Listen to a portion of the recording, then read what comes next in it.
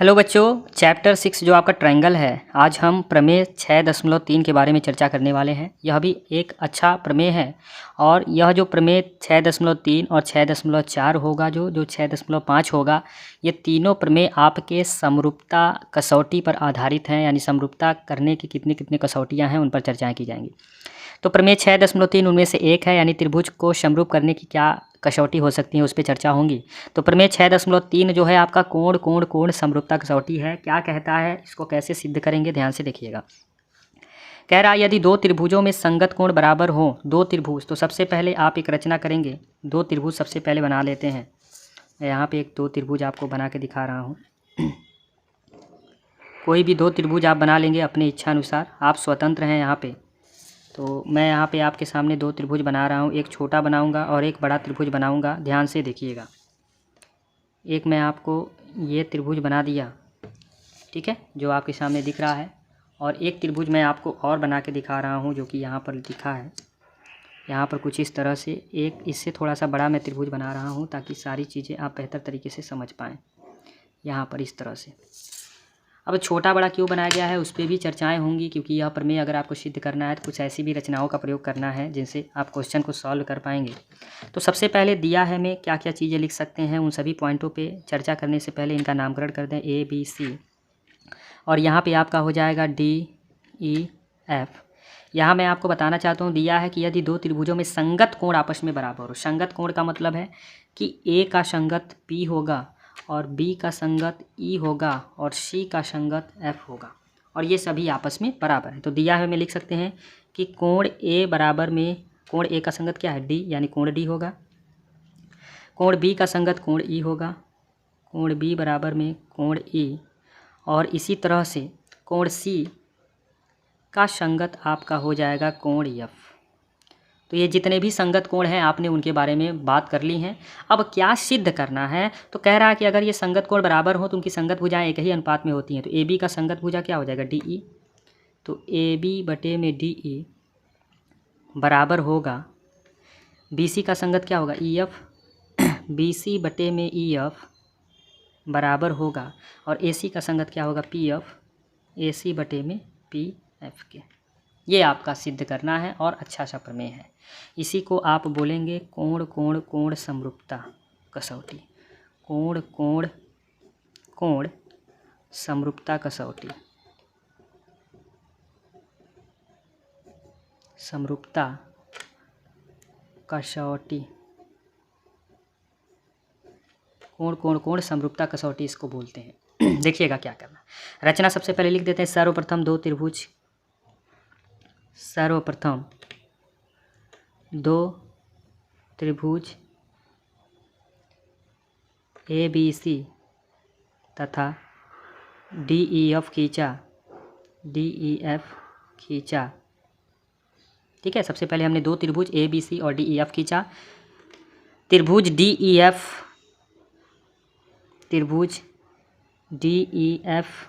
के भुजा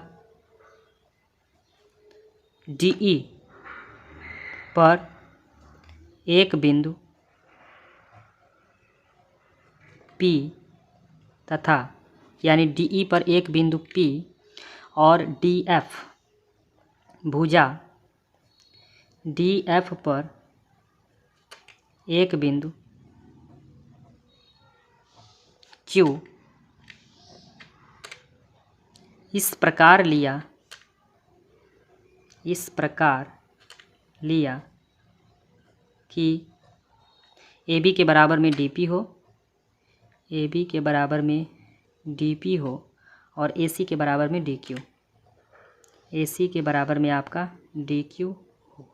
ये आपका पूरा रचना है, इसको आपको लिखना है और इसको ऐसे मिला देना है। D को Q से मिलाया, P को Q से मिलाया, Q से मिलाया। थोड़ा सा रचना आपका इतना होगा लेंदी, ठीक है ना। रचना आपको पूरा बाकायदे लिखना है। ये बहुत आवश्यक पॉइंट होता है रचना वाला, वो भी जब आप प्रमेय को सिद्ध कर रहे होते हैं तब। अब जब आपने यह कार्यक्रम कर दिया है तो आपको करना क्या है, अब आप चीज़ों को ध्यान दीजिएगा। चीज़ों को ये ध्यान देना है कि अब यह त्रिभुज और यह त्रिभुज दोनों लेके चलना है। तो लिखेंगे त्रिभुज ABC तथा त्रिभुज DPQ, त्रिभुज DPQ पी क्यू में।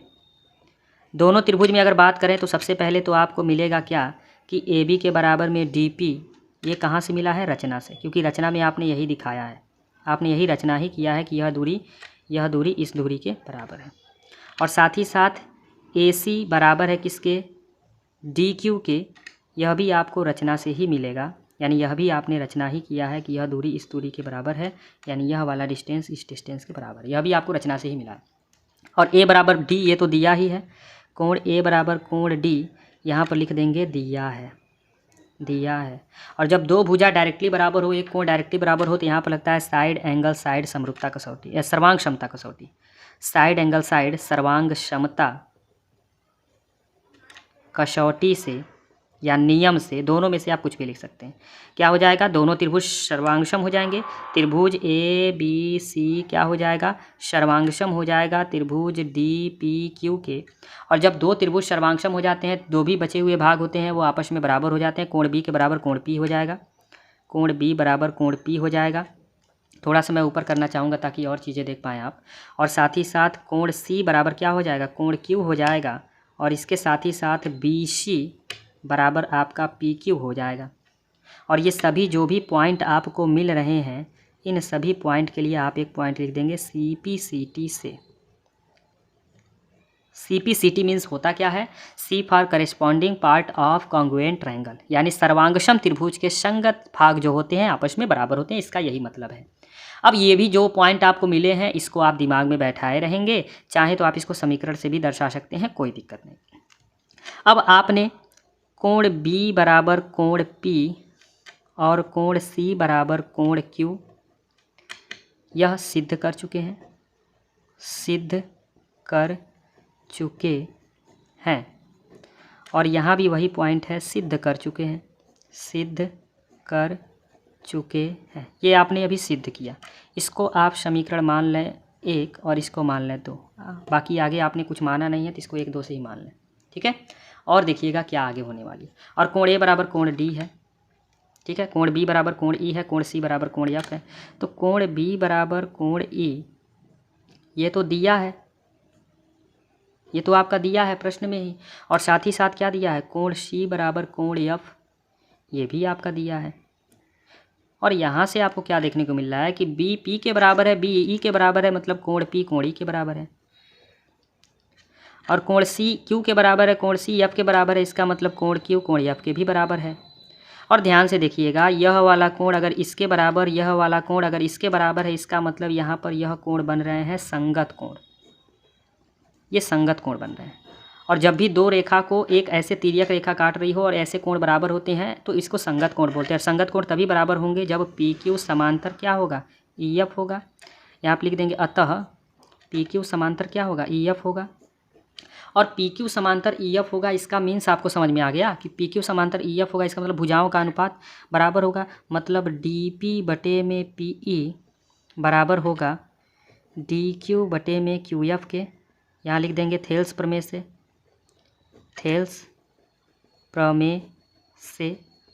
अब थेल्स प्रमेय से जब ये हो गया तो आप व्युत्क्रम कर दीजिए। तो पी ई बटे में डी पी बराबर क्यू एफ बटे में डी क्यू हो जाएगा। यहाँ पर लिख देंगे व्युत्क्रम करने पर आपने व्युत्क्रम किया है। थोड़ा सा मैं और ऊपर करना चाहूँगा, देखिएगा। अब यहाँ पर दोनों पक्षों में 1 जोड़ देंगे तो हो जाएगा पी ई बटे में डी पी और प्लस का 1 बराबर क्यू एफ बटे में डी क्यू और प्लस का 1। दोनों पक्षों में लिख देंगे कारण में, दोनों पक्षों में 1 जोड़ने से या जोड़ने पर दोनों पक्षों में 1 जोड़ा गया है। 1 जोड़ेंगे तो यहाँ पर क्रॉस मल्टीप्लाई करके ये P E plus D P और बटे में डी पी हो जाएगा। और बराबर में इधर Q F plus D Q और पूरे के बटे में डी क्यू हो जाएगा। यहाँ से एक लाइन और आप बढ़ पाएंगे क्या कि पी ई और डी पी, तो पी ई, ये पी ई और डी पी दोनों को जोड़ेंगे तो डी ई हो जाएगा और बटे में डी पी हो जाएगा। और बराबर क्यू एफ और डी क्यू, तो क्यू एफ में डी क्यू जोड़ेंगे तो आपका क्या बन जाएगा? पूरा का पूरा यानी डी एफ बन जाएगा और बटे में डी क्यू। पुनः व्युत्क्रम कर देंगे तो आपका मिल जाएगा डी पी बटे में डी ई बराबर में आपके पास क्या मिल जाएगा, डी क्यू बटे में डी एफ पुनः व्युत्क्रम करने पर, यानी फिर से आपने व्युत्क्रम एक बार और किया है। इसको आप मान लीजिए समीकरण 3। बस समीकरण आप अपने हिसाब से मान सकते हैं, जहाँ जहाँ आपको आवश्यकता पड़े वहाँ वहाँ मानते रहिएगा। अब देखिएगा यहाँ पे जैसे ये मिल गया ना, आपको शुरू में यहाँ देखिएगा रचना में आपने कहा था कि डी पी ए बी के बराबर है। इस डी पी के जगह पे यानी यहाँ पे पहले मैं लिख दूँ कि डी पी बटे डी ई बराबर डी क्यू बटे में क्या है, डी एफ है। तो डी पी जो है किसके बराबर है, ए बी के बराबर रचना से, तो डी पी की जगह ए बी लिख दीजिए। तो ए बी बटे में डी ई हो जाएगा और बराबर डी क्यू किसके बराबर है, ए सी के बराबर, तो यहाँ पर हो जाएगा ए सी बटे में डी एफ। और आप ध्यान से देखिएगा जो सिद्ध करना है, ठीक है ना, ए बी बटे में डी ई, ए बी बटे में डी ई, यहाँ पर ए सी के बटे में ये डी है, ये पी समझ में रहे हैं, ये आपका डी बनेगा यहाँ पे, ठीक है ना, ए सी बटे में डी एफ, ए सी बटे में डी एफ। जब दो पद आपको बराबर मिल गए, या करके आप यह भी लिख सकते हैं कि ए बी बटे में डी ई बराबर होगा ए सी बटे में डी एफ, और तीसरा पद जो बच रहा है बी सी बटे में ई एफ, वो भी आपस में बराबर हो जाएगा बी सी बटे में ई एफ। तो इस तरह से आपका यह सिद्ध होता है कि अगर संगत कोण आपस में दो त्रिभुज के बराबर हैं तो भुजाओं का अनुपात अगर आपस में बराबर आपने कर दिया तो वह जो दोनों त्रिभुज हैं ए बी सी और डी ई एफ वो आपस में क्या होंगे, समरूप होंगे। और यह चिन्ह किसका है, समरूप का चिन्ह है। यही आपका इस प्रमेय में सिद्ध करना था कि दोनों त्रिभुज क्या होंगे, अगर आपस में संगत कोण बराबर हैं तो भुजाओं का अनुपात अगर आप बराबर सिद्ध कर रहे हैं तो आपको यह भी दिखाना है कि त्रिभुज ए बी सी समरूप होगा त्रिभुज डी ई एफ के। और इसी को हम कोण समरूपता कसौटी बोलते हैं। यही आपका सिद्ध करना था, यही आपका प्रमेय है। बहुत अच्छा प्रमेय था, इसी प्रमेय को लेके चलना था। अब आपके प्रमेय 6.4 और 6.5 के लिए हम अलग से वीडियो बनाएंगे, क्योंकि हल प्रमेय का जो है अलग अलग वीडियो बनेगा ताकि आप चीज़ों को अच्छे से समझ पाएँ। काम का करना है, आपके क्लास 10th में मैथ पढ़ने वाले जो भी आपके सहपाठी हैं उन तक आप ये वीडियो पहुँचाइए ताकि वह भी इस वीडियो का लाभ उठा पाएँ। और अभी तक आपने चैनल को सब्सक्राइब नहीं किया है तो सब्सक्राइब करके रखें। धन्यवाद।